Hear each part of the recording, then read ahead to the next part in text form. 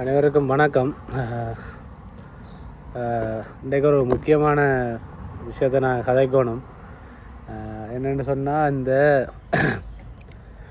அரசியல் பயங்கரமாக சூடு பிடிச்சி கொண்டு போகுது. இலங்கை அரசியல், உலக அரசியல் கொஞ்சம் அமைதியாக இருக்கிற மாதிரி தெரியுது. ஆனால் இலங்கை அரசியல் எப்போவுமே சூடாக தான் இருக்கும்.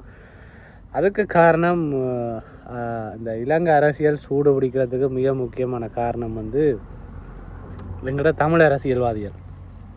இவைக்கு அரசியல் சூடு பிடிக்கணும், ஆனால் சனம் நிம்மதியாக வாழக்கூடாது. இப்போ அதேன்ற அரசியலே அதுதான். எங்களோட மக்களுக்கு நிம்மதியான ஒரு வழியை நாங்கள் தேடி கொடுக்கக்கூடாது. ஆனால் அரசியல் கடுமையாக சூடு பிடிச்சி கொண்டு இருக்கணும். ஏண்டா இன்றைக்கு பாராளுமன்றத்தில் பார்த்திங்கன்னா எதிர்கட்சிகள் எல்லாம் குழம்பி சிறிதரனை எங்களோட மீன்பிடி அமைச்சர் சந்திரசேகர் கேட்காத கேள்விகளெல்லாம் கேட்குறார்.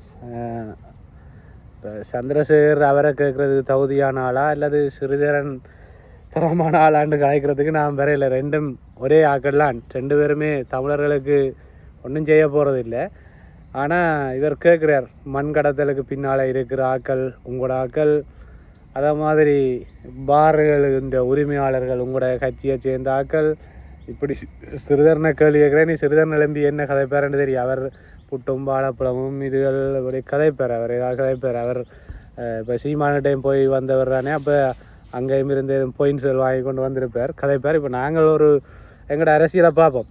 இப்போ வைத்தியர் அர்ச்சுனா ராமநாதன் மீது தொடர்ச்சியாக வைக்கப்படுற குற்றச்சாட்டு, இனத்தை அழித்த ஒருத்தன்கிட்ட போய் அவர்கிட்ட மேடையில் போய் இவர் கதைச்சிட்டார், அவரோட கூட்டு சேர்ந்துட்டார்ன்றதான் இப்போ பிரச்சனை.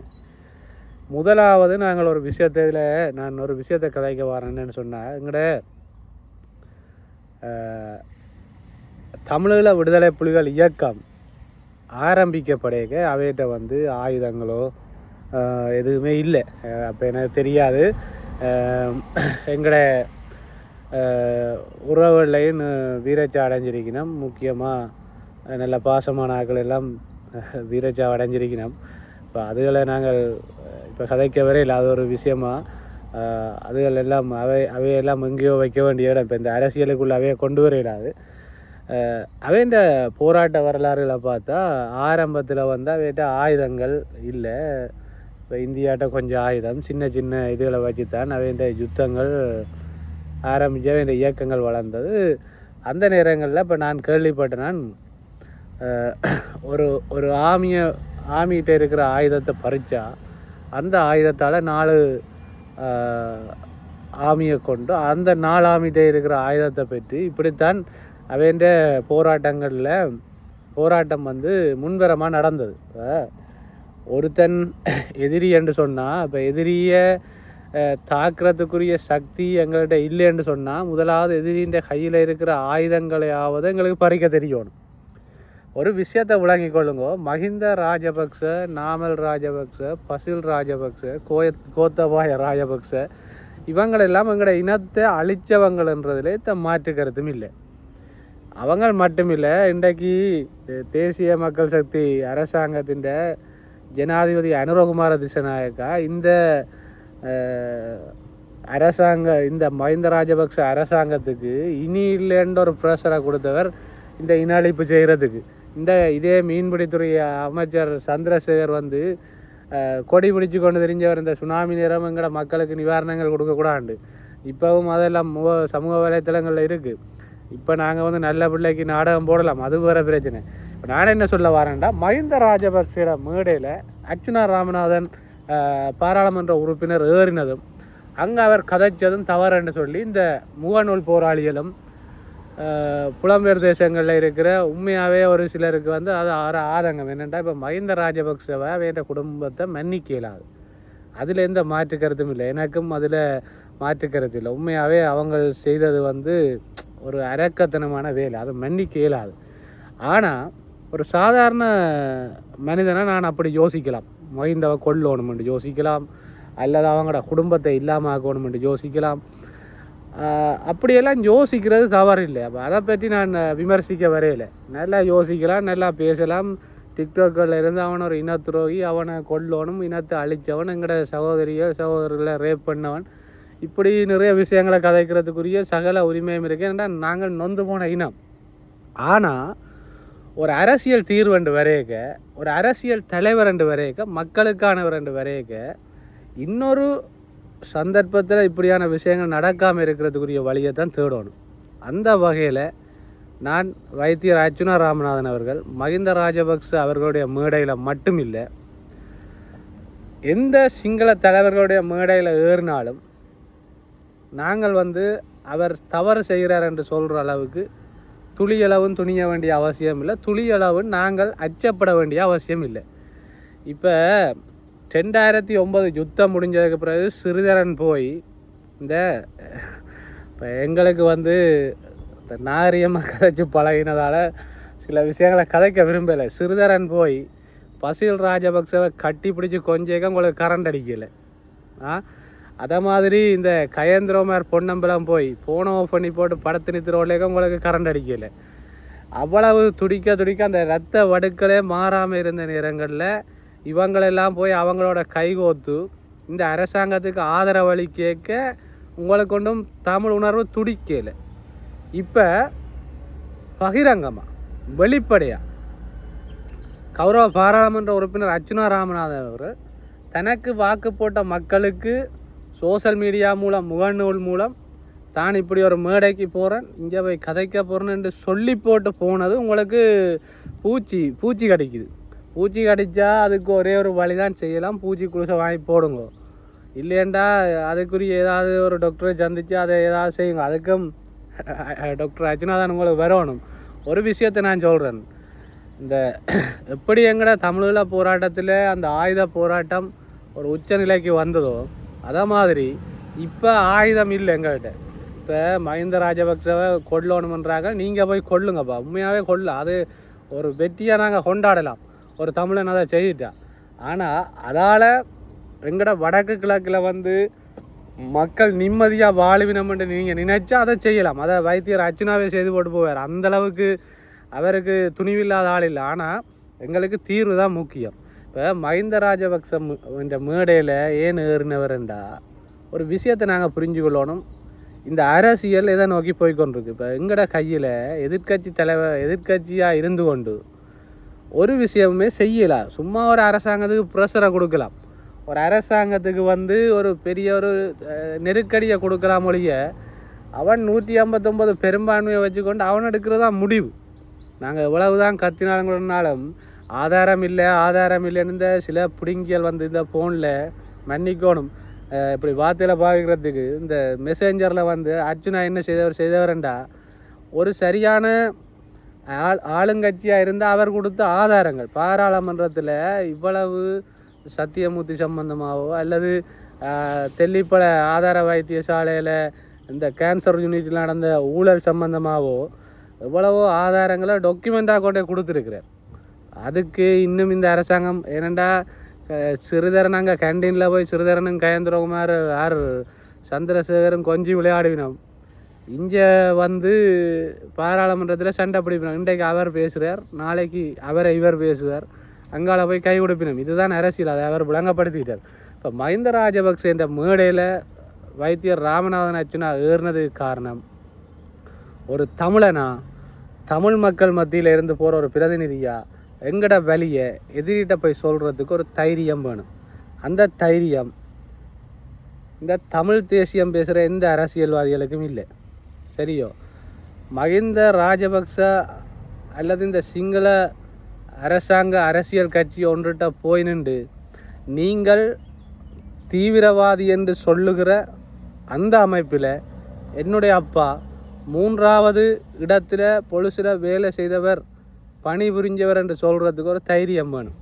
சரி, அந்த செல்வராசா கயேந்திரன் மாதிரி யுத்த காலத்தில் பசில் ராஜபக்சோட போய் கையை கொடுத்து கையில் விழுந்து சகோதரர்களை கொண்டு வெளிநாட்டில் காப்பாற்றி விட்டுட்டு தானும் வெளிநாட்டுக்கு ஓடி போயிட்டு இப்போ நின்று கொண்டு இயக்கம்தான் அனுப்பினு சொல்கிற மாதிரி ஒரு வேலையை அங்கே செய்யலை. இப்போ சிறிதரன் 22 பார் பெர்மிட் கிளிநொச்சிக்கு வருதுன்னு சொன்னால் கடந்த காலங்களில் இருந்த அரசாங்கத்தோட டீல் அடிக்காமையா நீங்கள் 22 பார் வாங்கினீங்கள்? இப்போ இவைக்கு இருக்கிற பிரச்சனை என்னென்னு சொன்னால் பின்கதவால் போய் அவங்களோட கை கொடுத்து தங்களுக்கு தேவையான தேவையை பெற்று கொண்டுச்சு நம்ம ஒழிய ஒரு ஆள் வந்து நேரடியாக போய் வெளிப்படையாக போய் மக்களுக்காக போய் நின்று மக்களுக்கு முன்னால் போய் அந்த மேடையில் நின்று எங்களோட பிரச்சனை இந்த அரசாங்கமும் தீர்க்காது, நீங்கள் அடுத்த ஜனாதிபதியாக வந்தால் மக்கள் இப்போ ஒரு விஷயத்தை கெஸ் பண்ண தெரியணும், ஓரளவுக்கு ஜென்ரல் நாலேஜ் இருக்கணும். இன்றைக்கு இந்த அரசியல் எந்த அளவுக்கு போய்கொண்டிருக்கு, இந்த அரசாங்கம் எவ்வளவு காலத்துக்கு இருக்கும், அதெல்லாம் இப்போ சிறிதரனாலேயோ கயேந்திரகுமாராலேயோ கெஸ் பண்ணல. அவைக்கு வந்து எந்த அரசாங்கம் வந்தாலும் அவைக்கு அரசியல் இருக்குது, என்னென்னா தையட்டி இருக்குது, இப்போ தெல்லிப்பலை வந்துட்டு அதை மாதிரி மயிலிட்டி அவங்க இப்படியான விஷயங்களை இவங்க ஆற விட மாட்டாங்க.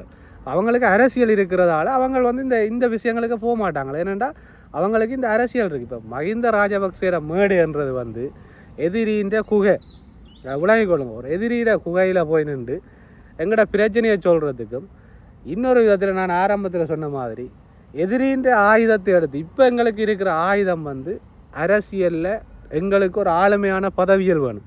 அந்த பதவி கடந்த காலங்களில் டக்ளஸ் தேவானந்தா, அங்கேன் ராமநாதன் இவர்களுக்கெல்லாம் கொடுக்கப்பட்டிருந்தது. அவை என்ன செய்தவை என்று சொன்னால் அதை தவறான முறையில் பயன்படுத்தினவை. ஆனால் வைத்தியர் ராமநாதன் அச்சுனாக்கு அப்படி ஒரு பதவி கிடைச்சா, நீங்கள் யோசித்து பாருங்க, ஒரு சுகாதார அமைச்சர் பதவி கிடைச்சா இந்த வைத்தியசாலையெல்லாம் என்ன கதறமென்று யோசித்து பாருங்க. ஒரு பாராளுமன்ற உறுப்பினராக இருந்தால் வந்த உடனே ஒரு வைத்தியசாலையை விசிட் பண்ண போயக்க சத்தியமூர்த்தி வைத்தியர் நடுங்கின நடுக்கமும் பொலுசுக்கு ஓடின வேகமும் இன்றைக்கு வரைக்கும் வைத்தியசாலைகளுக்குள்ளே போக விடாம வச்சிருக்கிற விஷயத்தையும் நீங்கள் அவதானிச்சிருப்பீங்க. அப்போ இதே கயேந்திரகுமார் எல்லாம் இப்போ தான் ஆஸ்பத்திரிகளுக்கு போகிறார். ஏன்டா அவருக்கு இப்போ அரசியலுக்கு இனி வைத்தியசாலைகளில் தான் தேவைப்பட. ஏன்டா தையட்டிக்கும் ஒரு முடிவு கண்டுட்டாங்களேண்டா இனி எங்கேயாவது ஒரு ஹாஸ்பிட்டலுக்கு முன்னால் போய் நின்று தான் இவங்க போராடணும். அப்போ இப்போ இடத்தை சாய்ஸ் பண்ணி கொண்டு இருப்பாங்களா. அதான் இப்போ இவங்களோட சத்தங்களை கொஞ்சம் காணையில் இங்கே காடு கிடக்கு இங்கே மேடு கிடக்குன்னு பார்த்து கொண்டு திரிவாங்க. அவங்களே இடத்தை பிடிக்க சொல்லி போட்டு அவங்களே விகாரையை கட்ட சொல்லி போட்டு அதில் போய் நின்று சண்டை பிடிக்கிறதுக்கு. ஆனால் இந்த மஹிந்த ராஜபக்சேன்ற மேடுன்றது எங்களுக்கு கிடைக்கிற வாய்ப்புகளை சரியாக நாங்கள் பயன்படுத்தி கொள்ளணும். இன்றைக்கு மஹிந்த ராஜபக்சவோ நாமல் ராஜபக்சவோ அல்லது சிங்கள அரசியல்வாதிகளோ எங்களுக்கு எந்த விதமான நல்ல விஷயத்தையும் செய்ய போகிறதில்லை, அவை தியாகிகளும் இல்லை. ஆனால் எங்களுக்கு வந்து கிடைக்கிற சந்தர்ப்பங்களில் எங்களோட அதிகாரங்களை நாங்கள் கைப்பற்றி எங்களோட தமிழர்களுக்கு கிடைக்க வேண்டிய அமைச்சு பதவிகளோ ஏதாவது ஒன்றை நாங்கள் பெற்று எங்களோட மக்களுக்கு ஏதாவது செய்யணும். அதிகாரத்தில் இருந்து கொண்டு தமிழ் தேசியத்தை பற்றி கதையுங்கோ சரியோ. கடைசி மட்டும் பாராளுமன்ற உறுப்பினராகவே இருக்கிறது, கடைசி வரைக்கும் பிரதேச உறுப்பினராகவே இருக்கிறது. ஒரு கல்லை கூட அங்கால அறக்க விடுறதில்லை. ஆனால் அந்த கல்லை வச்சு தான் நாங்கள் அரசியல் செய்கிறோம். ஆனால் எங்களோட சனத்திட்ட ஒரு மாற்றம் இருக்காது. மஹிந்த ராஜபக்சேட்ட வைத்தியர் ராமநாதன் அச்சுனா போனது சரியா தவறா, அந்த மேடையில் ஏறினது சரியா தவறாண்டா 100க்கு 100% அவர் அந்த இடத்துல போனது தமிழ் மக்களோட நலனை கருதித்தான், தமிழ் மக்களுடைய நலன் கருதித்தான் அவர் அந்த மேடையில் போய் கதைச்சிருக்கிறார். நாமல் ராஜபக்ச அடுத்த முறை ஜனாதிபதியாக வந்தால் எங்களுக்கு வந்து தமிழ் மக்களுக்கு அபிவிருத்தி தேவை, தமிழ் மக்களுக்குரிய தீர்வுகளுக்குரிய விஷயத்தை ஒரு அமைச்சராக எங்கடைய ஒரு ஆள் இருந்தால், தமிழ் மக்களுக்கு நல்லது செய்கிற ஒரு ஆள் இருந்தால் நிச்சயமாக அவர் எடுக்கிறதான் முடிவாக இருக்கும். அவர் ஒரு அமைச்சராக இருந்தால் தன்னிச்சையாக தீர்மானம் எடுக்கக்கூடியவர். இப்போ சந்திரசேகர் மாதிரி ஒரு பிரச்சனை ஒன்று அடித்து அங்கே என்பிபிட்ட கேட்டு அதுக்கு பிறகு பதில் சொல்ல வேண்டிய தேவை வைத்தியராஜனாக்கு இல்லை. அந்த ஸ்பொட்டில் முடிவெடுக்கக்கூடியவர். இப்போ நாமல் ராஜபக்சவை குத்தி கொள்ளலாம் அல்லது மஹிந்த ராஜபக்சவை இல்லாமல் ஆக்கலாம்ன்றா வேறு கதை, அதை செய்து போட்டு போகலாம். அதால் எங்களுக்கு என்ன லாபம் கிடைக்கும்? நாமல் ராஜபக்சேர மகன் வந்து திருப்பி எங்களை அழிக்கிறதுக்கு நிற்பார். ஒரு விஷயத்தை விளங்கிக் கொள்ளுங்க, யதார்த்தத்தை விளங்கிக்கணும். நாங்கள் வந்து இப்போ கைகால் இல்லாத ஆக்கள் மாதிரி தான் இருக்கிறோம். முதலாவது நாங்கள் அதிகாரத்துக்கு வரணும், எங்களோட கையில் அதிகாரங்கள் கிடைக்கணும். அதுக்கு அவன் கையை காலை பிடிச்சென்றாலும் எங்களோட அதிகாரங்களை நாங்கள் பெற்றுக்கொள்ளணும். அதுக்கு பிறகு நல்லது செய்யணும். இப்போ கையை காலை பிடிச்சி தான் டக்ளஸு இந்த அங்கேன் ராமநாதன் இப்படியான ஆக்கள் அதிகாரங்களை பெற்றுக்கொண்டு என்ன செய்தவை?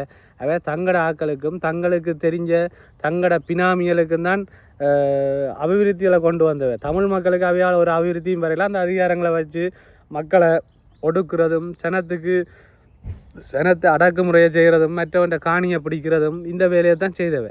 ஆனால் டாக்டர் அர்ச்சுனா அவர்கள் ஒரு அரசியல், அதாவது தென்னிலங்கை அரசியலையும் சரியாக படித்ததால் அவருக்கு வந்து கெஸ் பண்ண முடியுது. என்னென்னு சொன்னால் இந்த அரசியல் இப்படித்தான் போகுது, இந்த இடத்துல இருந்து நான் என் மக்களுக்கு ஒன்றும் செய்யலாது, நான் ஏதாவது ஒரு மாற்றத்தை நோக்கி போனால் தான் என்ற மக்களுக்கு ஏதாவது செய்யலாம், என்ற கையில் அதிகாரம் இருந்தால் தான் ஏதாவது செய்யலாம்.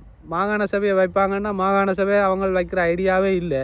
அப்போ அடுத்த கட்டம் என்ன செய்யணும்னு சொன்னால் அதிகாரத்தை பிடிக்கணும். இப்போ சிங்கள மக்கள் அடுத்த இந்த அரசாங்கம் கலைஞ்சு போயிடுச்சுன்னு சொன்னால் அடுத்த அரசாங்கம் அடுத்த ஜனாதிபதியாக யாரை தெரிவு செய்வாங்களோ அந்த இடங்கள்லாம் நாங்கள் ஏற வேண்டிய தேவை இருக்குது. எங்களுக்கு அரசியல்லாம் எங்களோட ஆயுதம். இப்போ இந்த ஆயுதத்தை தான் நாங்கள் எதிரிகிட்ட இருந்து தந்திரமான முறையில் வாங்கி எடுக்கணும். எதிரிகிட்ட இருந்து தந்திரமான முறையில் இந்த அரசியல் என்ற ஆயுதத்தை, அதிகாரம் என்ற ஆயுதத்தை வாங்கி எடுத்து அதை வச்சு தான் நாங்கள் அவங்களுக்கு அடிக்கணும் மொழிய. இதே பாராளுமன்ற உறுப்பினராக அர்ச்சுனா ராமநாதன் ஒரு சர்வதேசத்துக்கு ஒரு விஷயத்தை சொல்கிறதுக்கும், இதே ஒரு கேபினட் அமைச்சராக சர்வதேசத்துக்கு ஒரு விஷயத்தை சொல்கிறதுக்கும் நிறைய வித்தியாசங்கள் இருக்குது. அதை விளங்கிக் கொள்ளுங்க. சில அடிமுட்டாள்களுக்கு தெரிஞ்ச எல்லாம் இந்த சின்ன சின்ன வட்டத்தை குண்டு சட்டிக்க குதிரை ஓட்டுறன்ற மாதிரி இந்த தமிழ் தேசிய அரசியல்வாதிகள் காலங்காலமாக ஏண்டா இப்போ இனத்துரோகி என்ற பேர் மஹிந்த ராஜபக்சக்கு அது எங்களோட இனத்தாலேயே கொடுத்துருக்கு. இனத்தை அழிச்சவர் என்ற பேர் கொடுத்துருக்கு. அதில் மாற்றம் அதை வைத்தியர் ராமநாதன் அர்ச்சுனா மாற்ற போகிறது இல்லை. அதை விட ஒரு விஷயம், இவங்களுக்கு எதிராக சர்வதேச நீதிமன்றத்திலேயே அவர் போய் ஒரு வழக்கை பதிவு செய்துட்டு தான் அந்த மேடையில் நிற்கிறார். யோசிச்சு பாருங்கள், அதுக்கு எவ்வளவு தைரியம் வேணும். சும்மா பேத்தனமாயெல்லாம் கதைக்கக்கூடாது. கட்டாயம் மஹிந்த ராஜபக்ச இல்லை, ரணில் விக்ரமசிங்க இல்லை, சஜித் பிரேமதாசா இல்லை, யார் அதிகாரத்துக்கு வந்தாலும் அவங்கள்ட்ட போய் ஏதாவது ஒரு அதிகாரத்தை கைப்பற்றி எங்களோட மக்களுக்கு நல்லது செய்ய வேண்டிய தேவை வைத்தியர் ராமநாதன் அர்ச்சுனாக்கு இருக்குது. அடுத்த அரசியலில் எந்த ஆட்சி வருமோ அந்த ஆட்சிகிட்ட நாங்கள் கொஞ்சம் இறங்கி எங்களோட மக்களுக்கு நன்மை நடக்கும்னு சொன்னால் இறங்கி போகிறதுலையோ அவங்களோட பேசுகிறதுலையோ எந்த தவறும் இல்லை. இது இனத்துரோகம் இல்லை. இனத்துரோகம் என்பது எங்களோட இனத்தை எழும்ப விடாமல், எங்களோட இனத்தை அபிவிருத்தி அடைய விடாமல், எங்களோட இனத்தை அப்படியே வச்சுக்கிறது தான் இனத்துரோகம். அதை வடிவாக புரிஞ்சு கொள்ளுங்க. நாமல்ற மேடையில் வைத்தியர் ராமநாதன் அர்ச்சுனா ஏறுறதுன்றது ஒரு முறை இல்லை 10 முறை ஏறினாலும் அவர் தன்மானத்தை காப்பாற்றக்கூடிய ஒரு தமிழர். அதால் நாங்கள் அஞ்ச வேண்டிய அவசியம் இல்லை. அவர் ஆதரிக்கிற மக்களுக்கு விளங்கும்.